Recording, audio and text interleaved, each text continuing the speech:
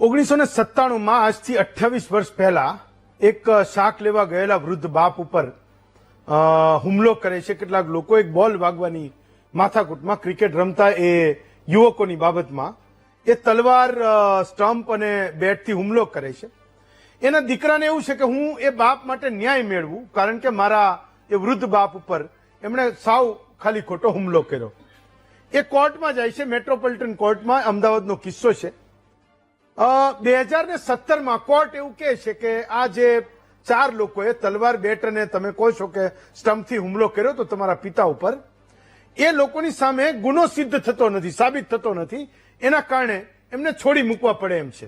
20 વર્ષમાં એ સ્વાભાવિક છે કે જામીન ઉપર જ બહાર હશે, પણ ગુનેગાર એ ઠરતા નથી. પેલી વ્યક્તિને એવું થયું કે હું ન્યાય માટે ઉપરની કોર્ટમાં જઈ શકું, મારી પાસે વિકલ્પ છે. આ ગુજરાત દેશનો એક કોમન મેન, સામાન્ય માણસની હું વાત કરું છું. એ અમદાવાદની સિટી સિવિલ કોર્ટમાં જાય છે. એ કોર્ટમાં 8 વર્ષે ચુકાદો આવે છે કે તમારી પાસે, અમારી પાસે એને આરોપીમાંથી ગુનેગાર બનાવવા માટે પૂરતા પુરાવા નથી. કુલ 28 વર્ષ એક માણસ એના વૃદ્ધ બાપ ઉપર થયેલા હુમલાના આરોપીઓને સજા અપાવવા માટે એ કોર્ટ એના પગથિયા ઘસે છે. એ કોર્ટ કચેરીએ જતો જ રહે છે અને છતાં પણ એને ન્યાય નથી મળતો. ત્યારે એ વ્યક્તિ એ ગુસ્સામાં એ જજ પર હુમલો કરે છે, એ ચપ્પલ ફેંકે છે. મુદ્દો એ પણ છે કે જ્યારે બંને કોર્ટ એ 4 આરોપીઓને જ્યારે નિર્દોષ છોડી મૂકે છે, એના પર કોઈ ચાર્જ ફ્રેમ થઈ શકતો નથી, અને આ 4 આરોપીઓ જે ફરિયાદી છે, જેના ઉપર એમણે હુમલો કર્યો હતો, એ કોર્ટના આદેશ પછી એના ઘરની સામે જઈને ફટાકડા ફોડે. હું માનું છું કે આ દેશના ન્યાયતંત્ર માટે એક સચેત, હું માનું છું કે ક્લાસિકમાં ક્લાસિક ઉદાહરણ, ચેતી જવા જેવું ઉદાહરણ એ આ છે જે અમદાવાદમાં ઘટના બની છે. આરોપીઓ એની નફટાઈ જુઓ કે જે વ્યક્તિએ ફરિયાદ કરી હતી, જેના બાપને એણે માર્યો હતો, એના ઘરની સામે એ નિર્દોષ છૂટી ગયા એટલે એ ફટાકડા ફોડી. એવા પેલાને એટલે માત્ર ને માત્ર સેશન્સ કોર્ટ નહીં પણ આ દેશના ન્યાયતંત્રને એ 4 લોકો પડકારી આવ્યા કે તમારે થાય કરી લો. અમે લોકો તો ન્યાયમાં ક્યારેય એ ગુનેગાર એ ઠરવાના નથી, ભલે તલવાર અને બેટથી એ તારા બાપને અમે માર્યો. હું માનું છું કે આ ક્લાસિક કેસ છે. એક સામાન્ય માણસનો ગુસ્સો વધી રહ્યો છે, એ પણ સમજવા જેવું છે. હું ડોક્ટર જ્યોત્સના યાજ્ઞિકને જોડું છું, પૂર્વ જજ છે. જજ મેડમ, હું આપનું મહામંથનમાં સ્વાગત કરું છું. એક આપણે એવું કહીએ છીએ કે ન્યાય મોડો મળવો એ ન્યાય નહીં મળવા બરાબર છે.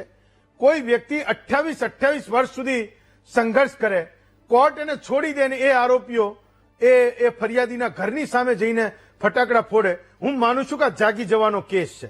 એને જૂતું ફેંકવું નહીં ફેંકવું, એને જે વ્યવહાર કર્યો તે પણ એટલીસ્ટ જાગવાનો કિસ્સો. આપણે જયારે કોઈ પણ વિષયનું આપણે વિશ્લેષણ કરીએ અથવા કોઈ પણ વિષયનું એનાલિસિસ, વિશ્લેષણ કરીએ ત્યારે એના ફેક્ટર્સ જોવા જોઈએ. તો મારી દ્રષ્ટિએ આ જે કેસો વિલંબથી ચાલી રહ્યા છે એ ખરેખર બધા કેસો આટલા બધા વિલંબિત નથી ચાલતા. કેટલીક વખત જુદા જુદા કારણો એમાં ભાગ ભજવે છે, અને ખાસ કરીને જજોની શોર્ટેજ, એ જે અછત છે અને જે વસ્તીના પ્રમાણમાં જજો આપણા દેશમાં નથી, એ પણ એક ભાગ ભજવે છે. આ ઉપરાંત તમે કહ્યું એમ કે ક્યારેક જજ બદલાય, ક્યારેક કોર્ટ બદલાઈ જાય તો માણસનો જે ન્યાય વ્યવસ્થામાં વિશ્વાસ છે એ ક્યારેક હલી જતો હશે, એવું બનતું હશે.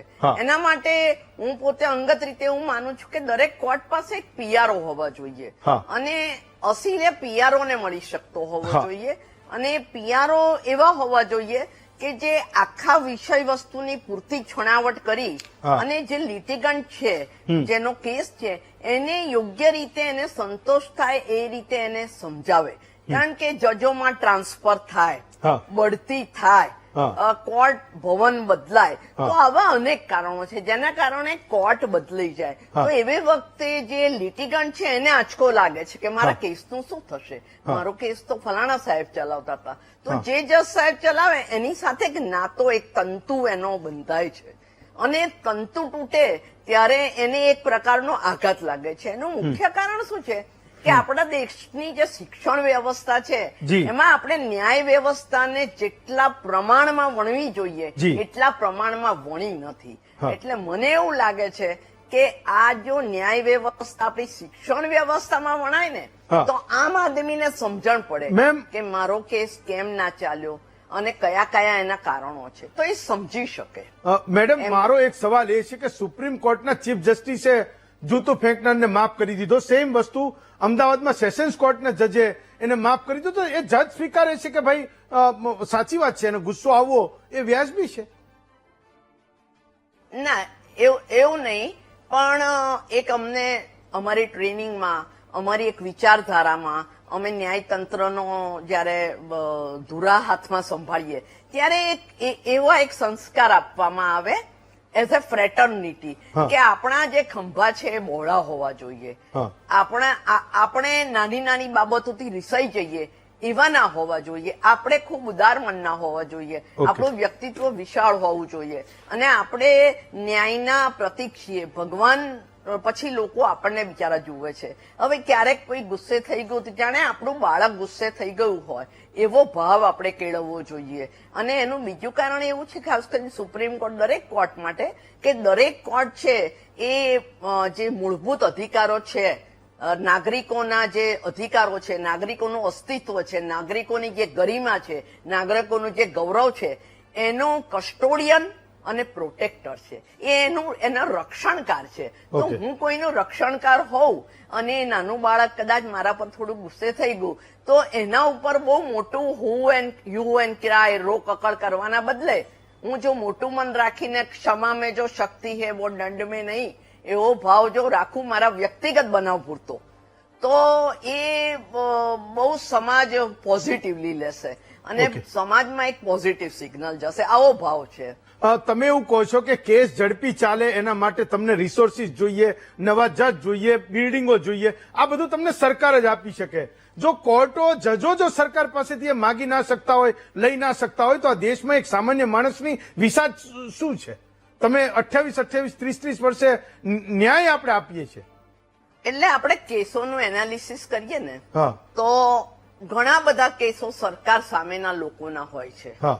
તો સરકારમાં એક વૈકલ્પિક તકરાર નિવારણ અધિકારી હોય હા. અને એ અધિકારી દરેક કેસોનું ગુણદોષ પર જોઈ લે કે આ કેસમાં સરકાર થોડું નાનું મોટું બાંધછોડ કરે હા. તો આ કેસ ઉકલી શકે એમ છે. એ દિશામાં જવાબદારી પૂર્વક વિચારનાર એક અધિકારી નીમવામાં આવે. એ અધિકારીને એક જ કામ સોંપવામાં આવે કે સરકાર વિરુદ્ધના બધા કેસોમાં સમાધાનની જવાબદારી અને સમાધાનની ફરજ એ બંને એ વ્યક્તિને આપવામાં આવે અને એ સરકારના કેસના ગુણદોષના આધારે અથવા જેમ મેં કહ્યું એમ કે નાગરિકો છેવટે તમારા જ નાગરિકો છે. હવે આપણે કોઈ બ્રિટિશ શાસન હેઠળ નથી જીવતા એટલે થોડી ઉદારતાપૂર્વકનું વલણ રાખીને થોડુંક એના પ્રત્યે સહાનુભૂતિપૂર્વકનું વલણ રાખીને જો કેટલાક પ્રશ્નો આપણે ઉકેલી શકતા હોઈએ તો આ જે ન્યાયતંત્ર પરનું ભારણ છે ને એ ખાસું ઓછું થાય એમ છે. બીજી વાત એવી છે કે જેટલા જજો એટલા જો મીડિયેટરો ટ્રેન્ડ નિમી દેવામાં આવે અને મીડિયેશન ફરજિયાતપણે જવું જ પડે એવું કરવામાં આવે તો મને એમ લાગે છે કે ઘણા બધા કેસોનો ઉકેલ આવી શકે. Fine. અને આવા ઉકેલો આવે ને તો સમાજમાં એક હળવાશ ભર્યું હકારાત્મક વાતાવરણ ફેલાય અને એ વાતાવરણ આખી સમાજને એક તંદુરસ્ત વ્યવસ્થા આપી શકશે અને ન્યાયતંત્રમાં જે લોકોનો વિશ્વાસ છે ને એકચ્યુઅલી જૂતું એટલે મારે છે કે એનો વિશ્વાસ છે, એને શ્રદ્ધા છે, પણ કમનસીબે એ શ્રદ્ધાને અનુરૂપ થયું નહીં. હવે પેલા કેસમાં એક એવું છે કે એક વ્યક્તિનું પોતાનું પરસેપ્શન છે. હવે વ્યક્તિનું પરસેપ્શન નહીં પણ એની શ્રદ્ધા એ જોવાવી જોઈએ એવું મને વ્યક્તિગત રીતે લાગે છે. તો આપણે જો આ વૈકલ્પિક તકરાર નિવારણ વ્યવસ્થા આખી ઉભી કરીએ તો મને એમ લાગે છે કે આપણે આવા પ્રશ્નોનો ઉકેલ સકારાત્મક રીતે લાવી શકીએ. ડોક્ટર યાજ્ઞિક, મોટા ભાગના જે મુદ્દાઓમાં જજીસ બોલવા નથી માંગતા એ મુદ્દા ઉપર આપ બોલી રહ્યા છો. હું આપ મારા આમંત્રણ પર આ વિષય પર આવ્યા, હું આપનો ખૂબ ખૂબ આભાર માનું છું.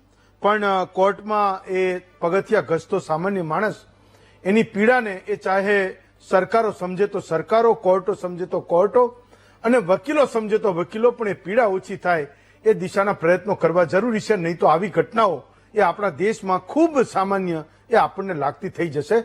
આજે રજા આપશો, આવતીકાલે વધુ એક નવા વિષય સાથે ફરી મળીશું.